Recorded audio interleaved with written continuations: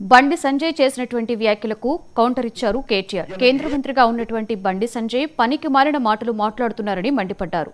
బీదర్లో దొంగనోట్లు ముద్రించారన్న బండి సంజయ్ ఉద్యమ సమయంలో కర్ణాటకలో బీజేపీ ప్రభుత్వం ఉందన్న విషయం మరిచిపోయారని ఎద్దేవా చేశారు. ఆ సమయంలో బీజేపీ ప్రభుత్వమే అధికారంలో ఉందన్న కేటీఆర్ దమ్ముంటే దానిపై విచారణ చేయాలని సవాల్ విసిరారు.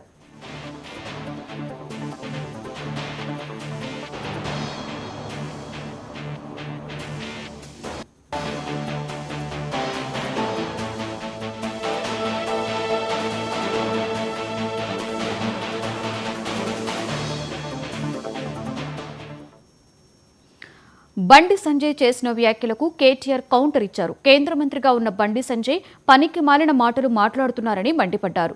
బీదర్లో దొంగనోట్లు ముద్రించారన్న బండి సంజయ్ ఉద్యమ సమయంలో కర్ణాటకలో బీజేపీ ప్రభుత్వమే ఉందన్న విషయం మర్చిపోయారని ఎద్దేవా చేశారు. ఆ సమయంలో బీజేపీ ప్రభుత్వమే అధికారంలో ఉందన్న కేటీఆర్ దమ్ముంటే దానిపై విచారణ చేయాలని సవాల్ విసిరారు.